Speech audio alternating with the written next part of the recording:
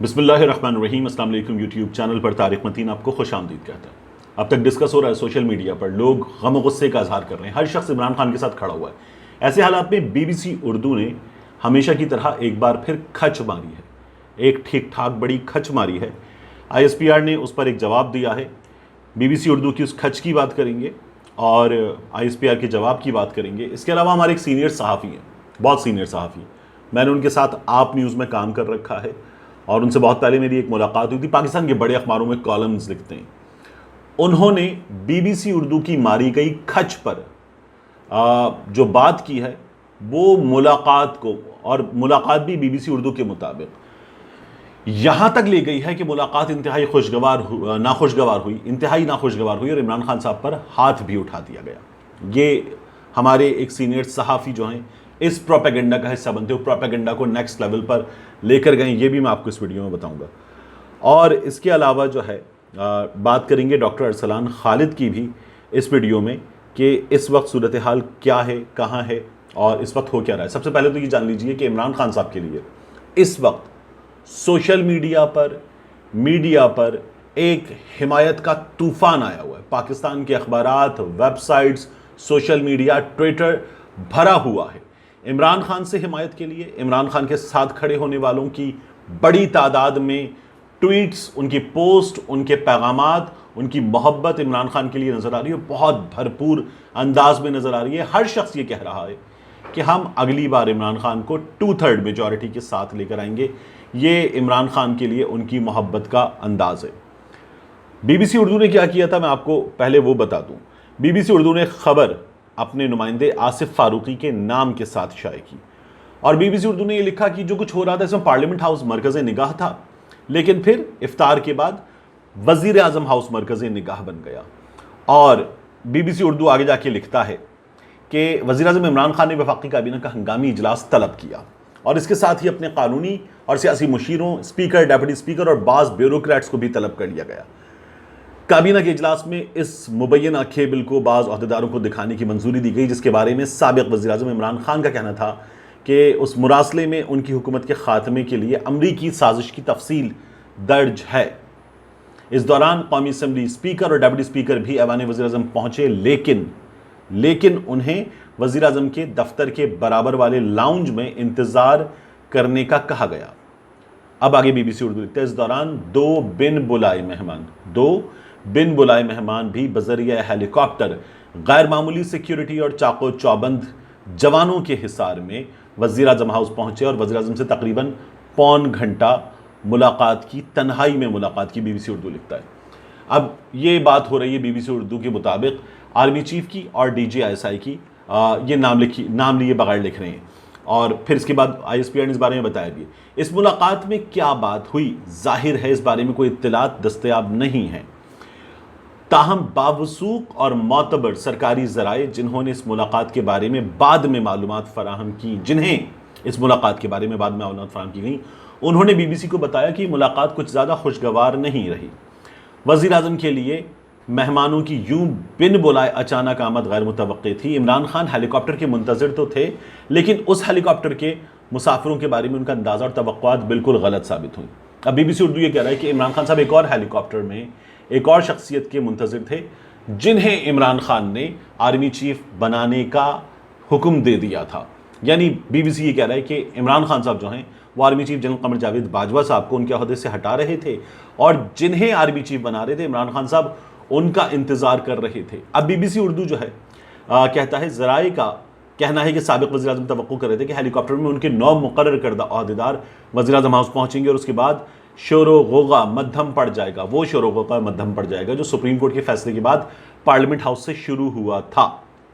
شاید ایسا ہو بھی جاتا، بی بی سی اردو نے کہا شاید ایسا ہو بھی جاتا، لیکن مسئلہ یہ ہوا کہ اعلیٰ ترین برطرفی جنرل قمر جاوید باجوہ صاحب کی بات ہو رہی ہے، اور ایک نئی تعیناتی کے لیے جو قانونی دستاویز نوٹیفیکیشن وزارت دفاع سے جاری ہونی چاہیے تھی وہ جاری نہیں ہو سکی۔ یوں اس انقلابی تبدیلی، اب بی بی سی اردو نے اس انقلابی کو انورٹڈ کاماز میں لکھا ہے کہ وزیر اعظم ہاؤس کی کوششیں ناکام ہو گئیں۔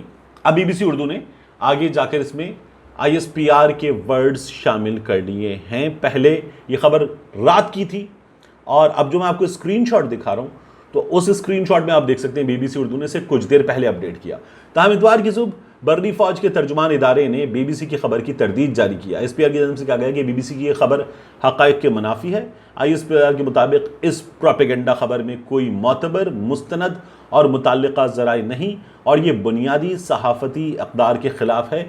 اس جعلی خبر میں کوئی صداقت نہیں اور واضح طور پر یہ ایک منظم ڈس انفارمیشن مہم کا حصہ ہے. یہاں بی بی سی نے آئی ایس پی آر کے الفاظ شامل کر دیے اور پھر لکھا تاہم اہم عہدے پر تعینات ایک سرکاری اہلکار نے بی بی سی سے بات کرتے ہوئے اصرار کیا کہ وزیر اعظم کی جانب سے شروع کیے گئے برطرفی کے ممکنہ اقدام کو قانونی طور پر روکنے کا بندوبست بھی رات کو ہی کر لیا گیا تھا. سرکاری ذرائع کے مطابق اگر وزیر اعظم کے حکم پر برطرفی کا یہ عمل مکمل ہو بھی جاتا تو بھی اسے کالعدم قرار دینے کا بندوبست کیا جا چکا تھا.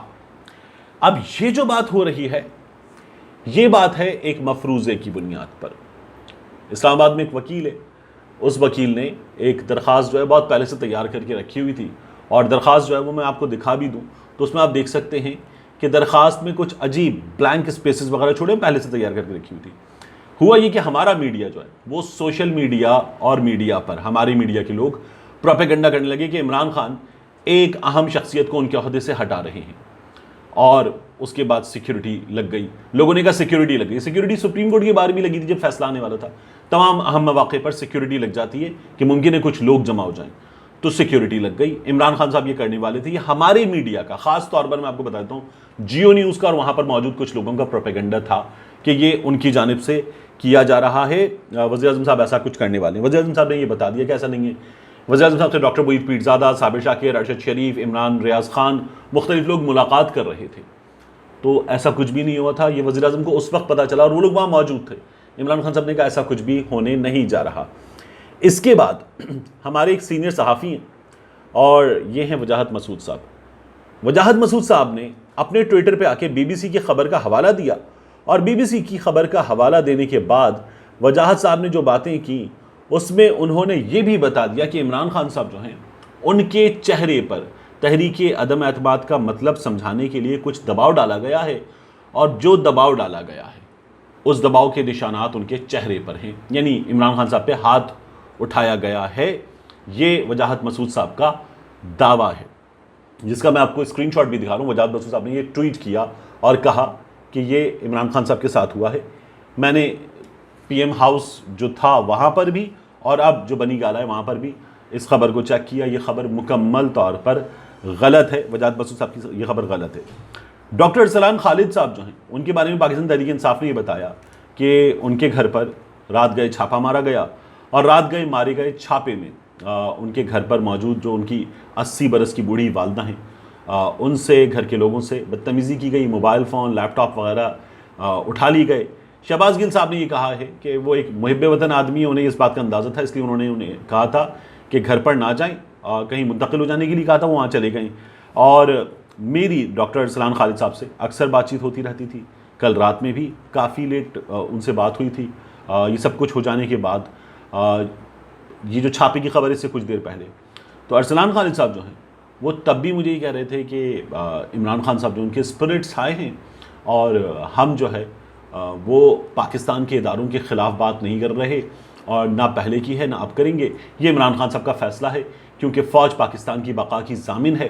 ہم اس سلسلے میں کوئی بھی مہم جو ہے وہ نہ ہم نے پہلے چلائی ہے نہ اب چلا رہے ہیں.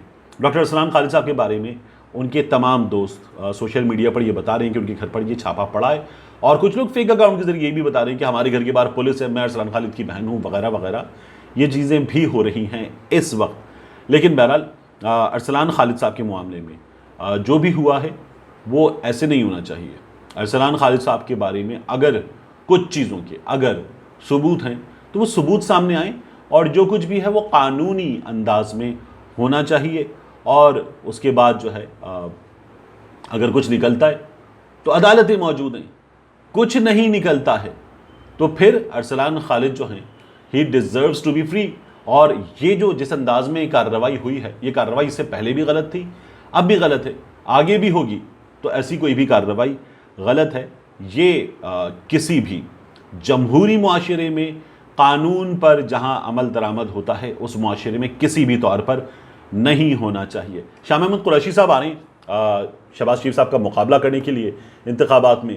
تو پی ڈی ایم کے پاس جو ووٹس ہیں ان میں 84 پی ایم ایل این کے ہیں، 56 پیپلز پارٹی کے ہیں، فضل الرحمان صاحب کے 14 ووٹ ہیں، ایم کیو ایم کے 7 ووٹ ہیں، بلوچستان نیشنل پارٹی مینگل کے 4 ووٹ ہیں، پی ٹی ایم کے 2 ووٹس ہیں، جمہوری وطن پارٹی کا 1 ووٹ ہے، اے این پی کا 1 ووٹ ہے، پی ایم ایل کیو کا 1 ووٹ طارق بشیر چیمہ صاحب کا وہ بھی ان کے پاس ہے، انڈیپینڈنٹ 2 ان کے پاس ہے، 176 ان کا نمبر ہے، پی ٹی آئی کا 155 نمبر ہے۔ ابھی ہم پی ٹی آئی سے نکلنے والوں کی بات نہیں کر رہے۔ قاف لیگ کے 4 لوگ ہیں، جی ڈی اے کے 3 لوگ ہیں، عوامی مسلم لیگ کے شیخ رشید صاحب 1 ہیں، باپ پارٹی کے 1 زبیدہ جلال صاحبہ ان کے ساتھ ہیں، ٹوٹل 164 ان کے پاس ہے۔ یہ اس انتخاب کی صورتحال ہے۔ شاہ محمود قریشی صاحب جو ہیں وہ اس لیے آ رہے ہیں کہ ایک مقابلہ خالی نہیں چھوڑا جاتا جمہوریت میں، 2 ایوان میں وہ تقریر جو ایسے موقع پہ کی جاتی ہے اور اپنا مقدمہ رکھا جاتا ہے، وہ تقریر کرنے کا موقع ہاتھ سے پاکستان تحریک انصاف کو نہیں جانے دینا چاہیے، اس لیے یہ قدم اٹھایا گیا ہے۔ ملتے ہیں انشاءاللہ آپ سے اگلے ویلاگ میں۔